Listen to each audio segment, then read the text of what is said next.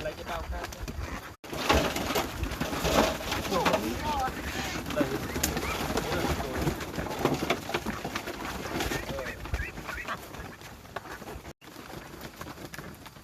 Sợ chưa?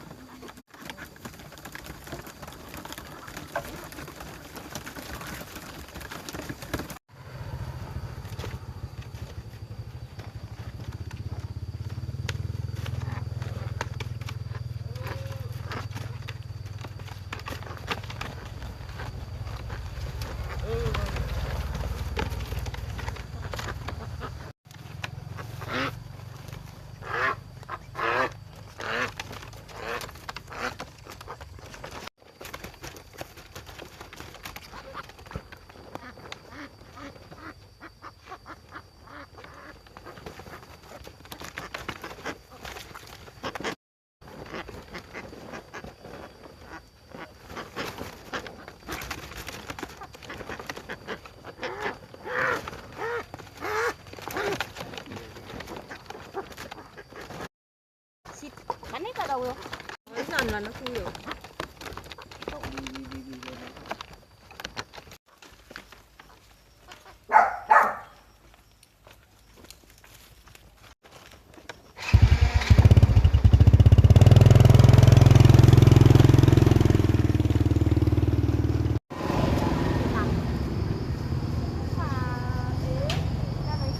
Thế có đắt không chấp nhận không? Nào bao tiền?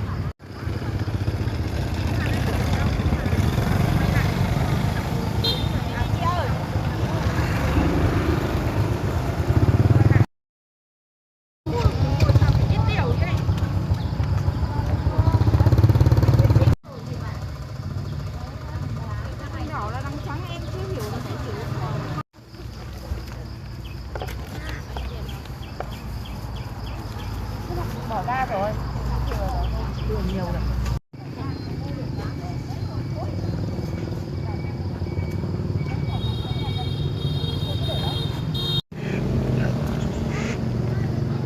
Con cháu được hơn cân không?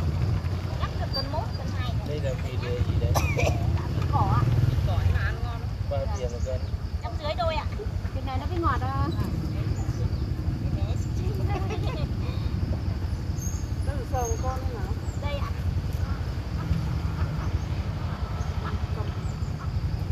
Đấy, cầm thịt chân.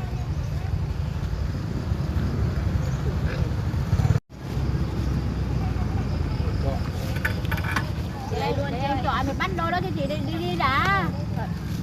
Đợi đang chờ mà còn anh cái gì anh đứng không bắt hả?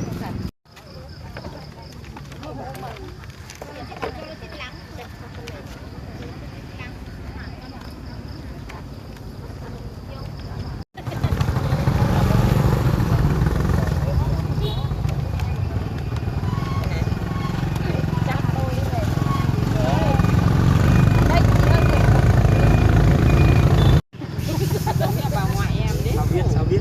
Nuôi rồi thì biết. Lúc đầu á, cái con này có biết đâu. Đấy, không mà đến lúc về đuôi cổ nó dài quá mà nhẹ nhẻo.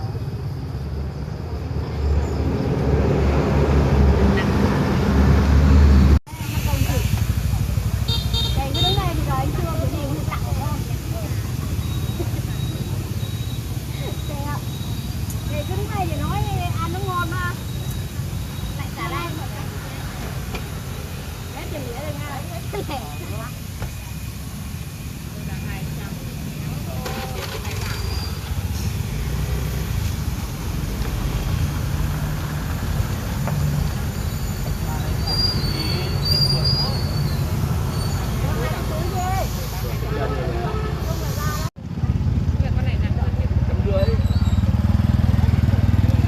Cho lên cân kia kia.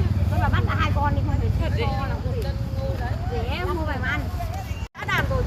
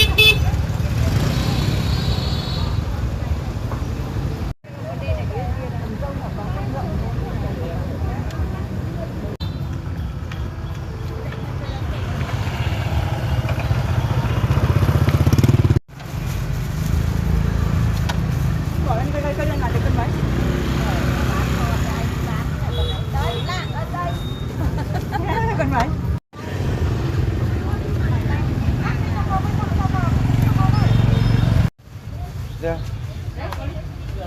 Dân 50.000 mấy quần. Nước sơn ba tạ 2.000 anh chùa.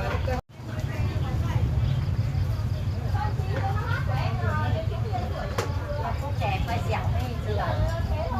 Nó mát ruột.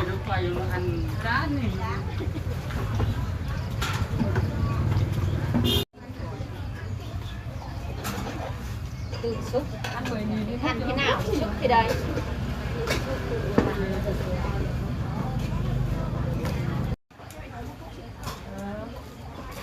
Chị quay chị.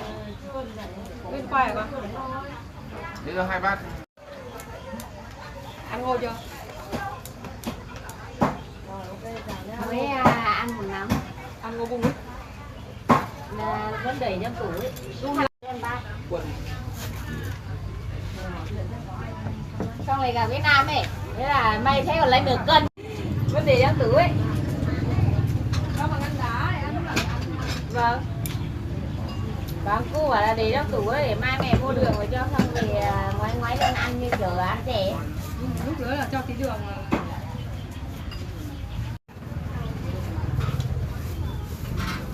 Hai cái chả hả con? 5.000 bọc à? Ok. Thì chưa phải. Bữa.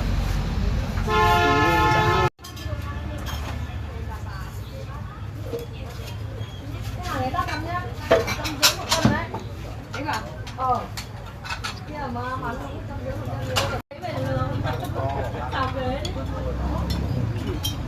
Cái đấy thường có mà mua đấy.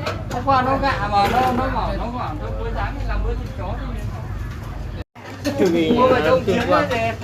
Nâng cấp trong chiến thì chuẩn bị nghe chưa đấy. Ba bây giờ mới đi ăn sáng. Mua đây bà. Nghe chửi. đây bác này nha. Ăn bún. Nghĩ chồng bác còn nhớ vậy nhắm cá. Đâu thì ngon bò đi lên nhiều hơn. Tụi em nguyên nước. Nguyên nước. Một túi xôi đấy bao tiền à? Xôi 5.000. Là tổng bao nhiêu ạ? Là Đấy là 45. tháng em đắt 4 tháng. Đâu mà? Đấy ngồi đó chị ơi, ngồi đây. Mình em ngại đấy. Chán ngại.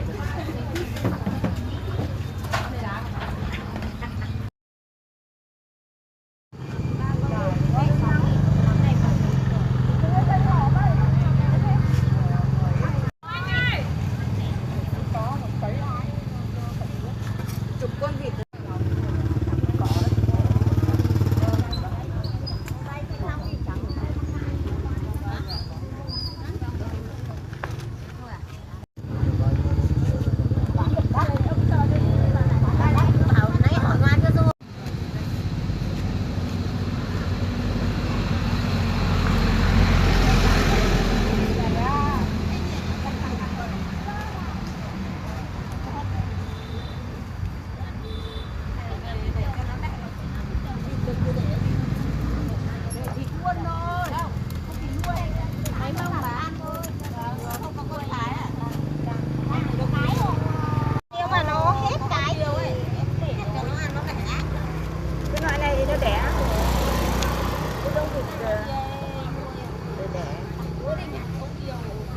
Đấy cái ốc biêu vàng nó ăn nó đẻ, nó tanh tẻ đến nỗi còn để đốt.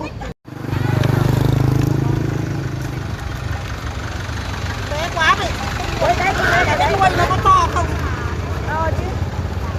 Ốc nó to nó chỉ được cân 3 cân 4 thôi, em nói thật đấy. Nó béo vào. Béo thôi, chỉ béo vào này đâu. To nó chỉ béo to. Đây em cho cái túi. Đấy cái to đi không đông được cái này mà che. Vâng. Nó to ra đi để chủ cái cho nó che. Vâng. Phải tặng chuyện. Đây cho em cái này cũng được. Cho được. Đấy. Thế là ngày cho để ăn. Đấy.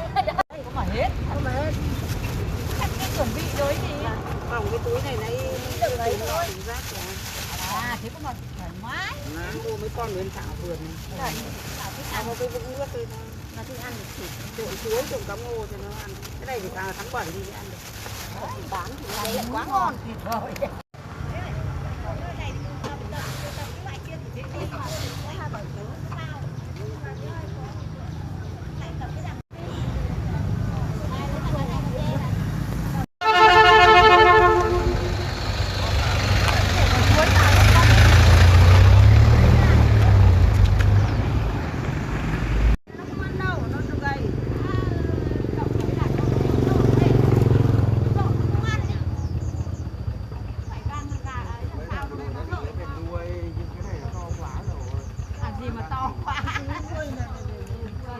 vườn mà nằm con này rẻ đi cho mà